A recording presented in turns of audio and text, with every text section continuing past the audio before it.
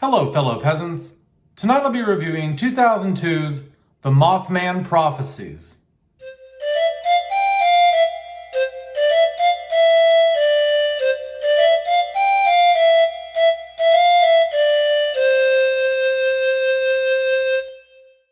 Alright guys, so I watched The Mothman Prophecies. It's been about 10-15 years since I've seen this.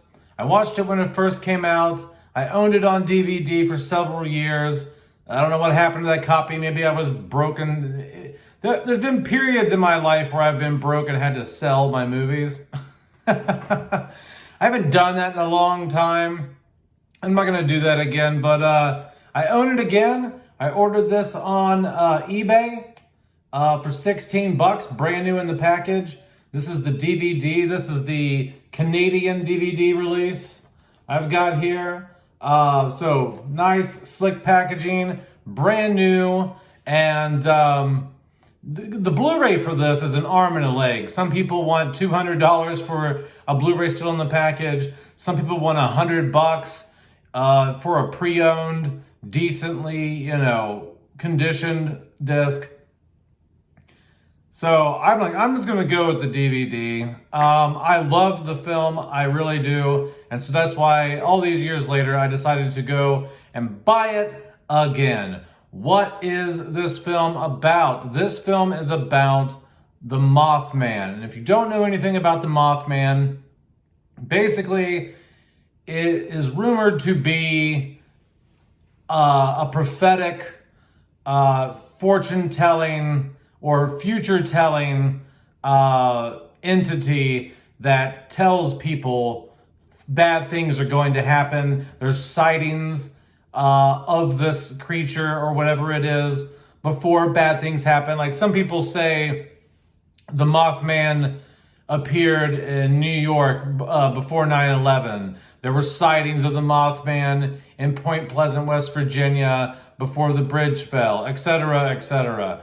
So this film is very loosely based on that character and those situations and testimonies from people who say they've been contacted by this thing or they've seen this thing before events happen. And so the lead actor here is Richard Gere. Richard Gere is a journalist who works for the Washington Post. And his wife, Deborah Messing, it's Christmas Eve, and they're going to, he skips out on a Christmas work party to go look at a house with his wife. And they buy this nice, beautiful Victorian home in Georgetown. And on the way home from that house, they get in a car accident. She suffers a major head injury, and through the course of diagnosing that injury, taking care of that injury, they also notice that she has what's called a blastoma or some sort of tumor in her brain, and she doesn't last long, and she dies.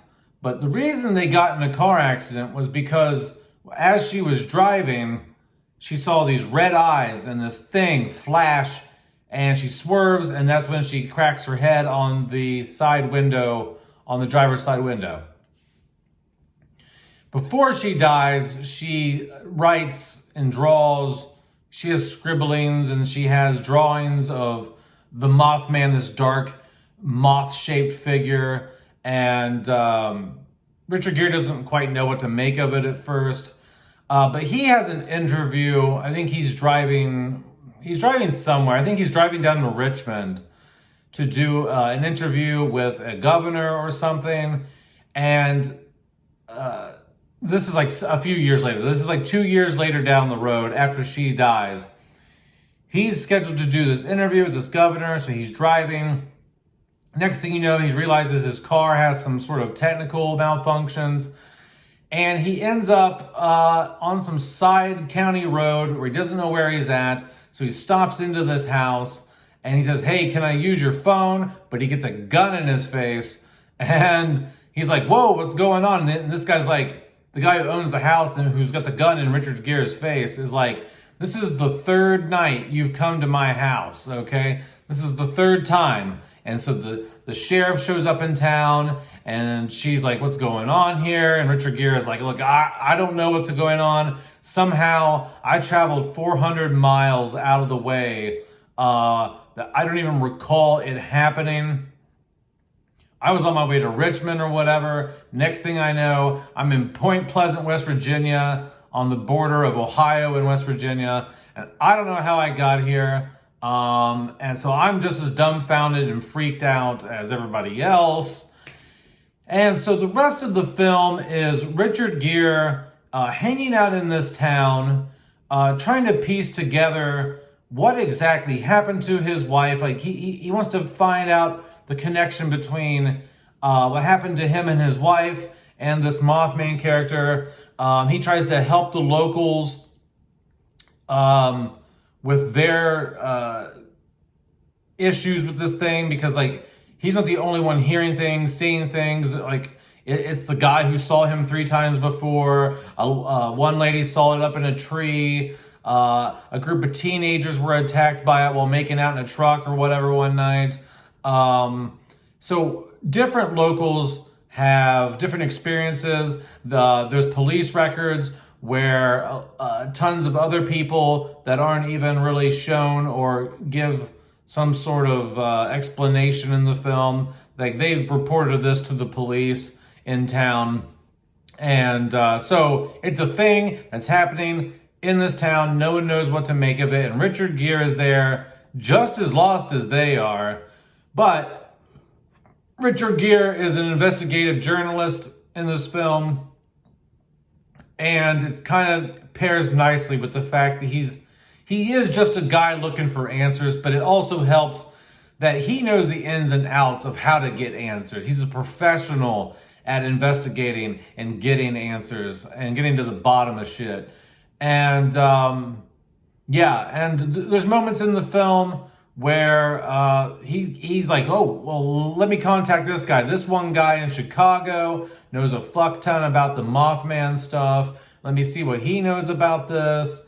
And so it all builds and crescendos to the final scene where the bridge collapses in Point Pleasant, Ohio, over the river.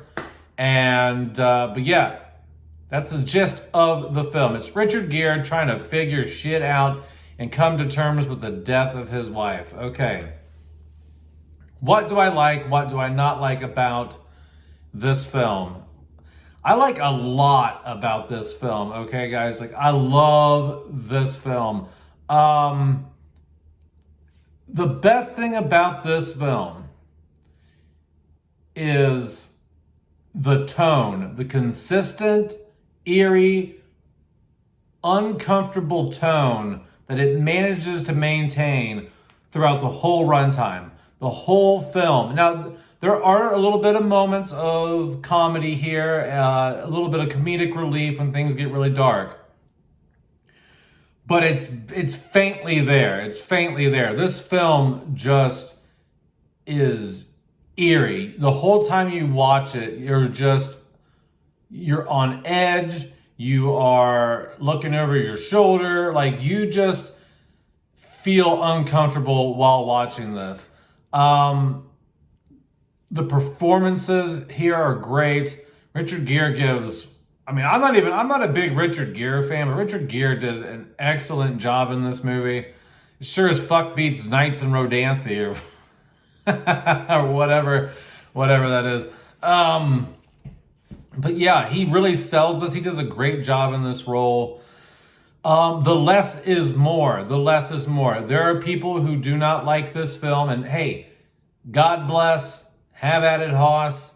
If a film about a Mothman, if you need that film to show you a lot of monster action and you need a lot of jump scares and whatever to have a good time, that's okay. But that's not this film. So if you've never seen this film, I'm just letting you know, don't go into this thinking this is some Blumhouse film, okay? This is a psychological thriller with hints of horror thrown in, okay? This is a less is more. They do not show you the Mothman. You don't get a chase scene with the Mothman chasing Richard Gere through a hotel room. You get little drips and drops of little flashes of imagery here and there, but you don't see the Mothman. You don't get one-on-one time with the Mothman and whoever he's dealing with at the time. Now, there's phone calls that take place, and let's get right into this. So, the scene in the hotel room is one of the best parts of this film. The first time you watch it, you're just like chills on the back of your neck, like the hair on the back of your neck, chill, goosebumps. I still get goosebumps sometimes watching certain scenes in this film, especially the scene where the sheriff in town says, "Hey, a woman with red hair and green eyes was looking for you. Just wanted to know if you were happy and to say sorry for messing things up or ruining everything." And Richard Gere pulls out the picture of his wife and goes, "Was this her? Was this her?" And she's like, "Yeah." I mean, it's just so. But the hotel phone call conversation, excellent. If you haven't seen the film, this is a bit of a spoiler. So I'm not going to say it. Look, things happen in the motel room that just make you go, "Damn, son," like, wow, okay. I'll just put it that way. I'm not going to spoil nothing. Just go watch the film. People who've seen the film, you know what I'm talking about. When the Mothman answers questions, you're like, shit. What else do I like, man? What else do I like? The cinematography here is excellent. Sleek. It's sleekly edited. It's sleekly shot. The rapid fire editing in some places, it works. Flashbacks to moments before that mirror moments later in the film. So the way it looks, the way it's edited, the way it's pieced together, the soundtrack is eerie. The film does a very good job of knowing when to play a little bit of something to add some atmosphere, and it knows when to pull back and just let the natural environment do the job.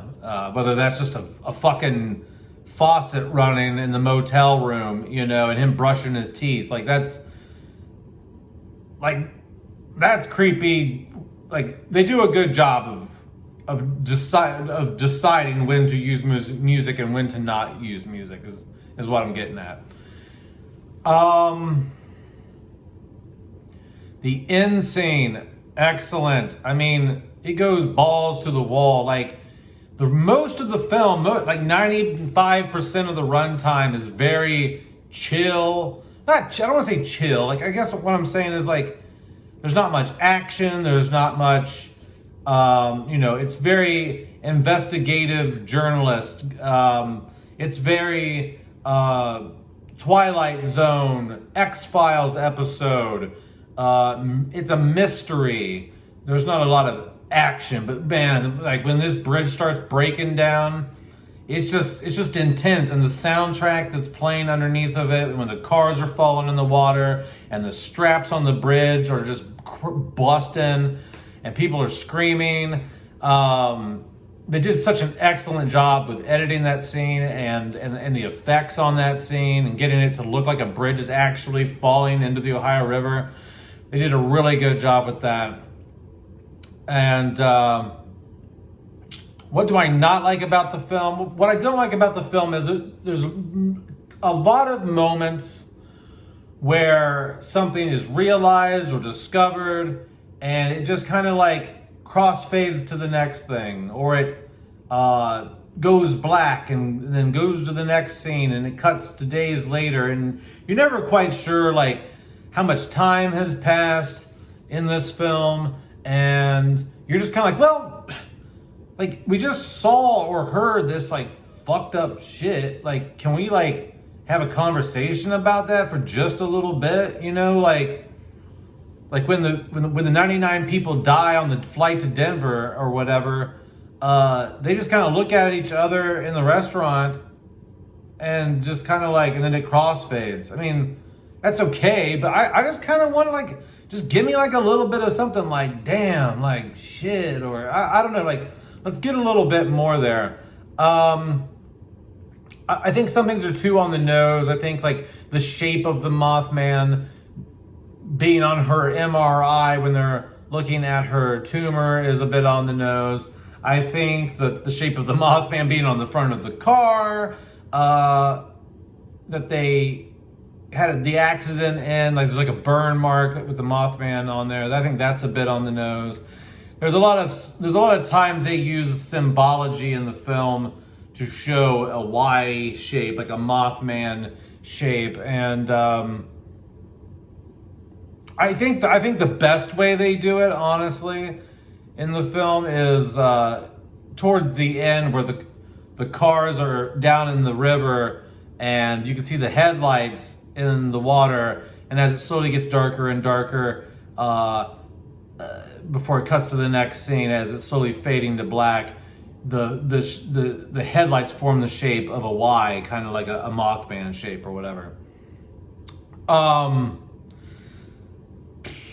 I guess all in all, man, I mean, that's really about it that I don't like. I mean, this is like a solid, like, 9.5 out of 10 film for me.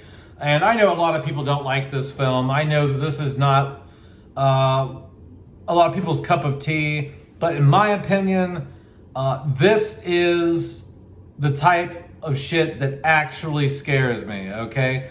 Michael Myers is cool. I love slashers. I like Scream, Michael, Jason, Freddy. You know, I like sci-fi horror. I like a lot.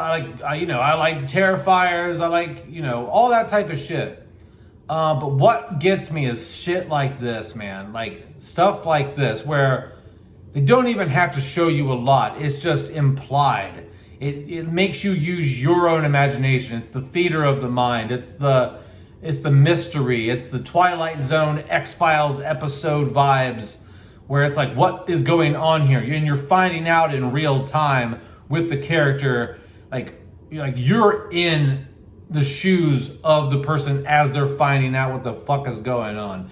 And I really love films like that. And yeah, I love it. I love this film, and I'm glad I purchased it again. This is probably the second time I've owned this. And, but yeah, that's it, guys. Let me know down in the comments below if you like the Mothman Prophecies. And also, since I live in Ohio, I have been down to the Mothman Museum in Point Pleasant. So down in the description below, you can find a link to my Mothman video where me and my cousin go into the Mothman Museum and walk around, and you'll see things from the bridge collapse, historical documents and things like that. You'll see props from this movie, like Richard Gere's chapstick and a blanket that Deborah Messing used on set or whatever. So there's some of that crap in there. So go check that video out if you like the Mothman stuff. But yeah, that's it, guys. Have a good one, peasants. Peace out. Bye-bye.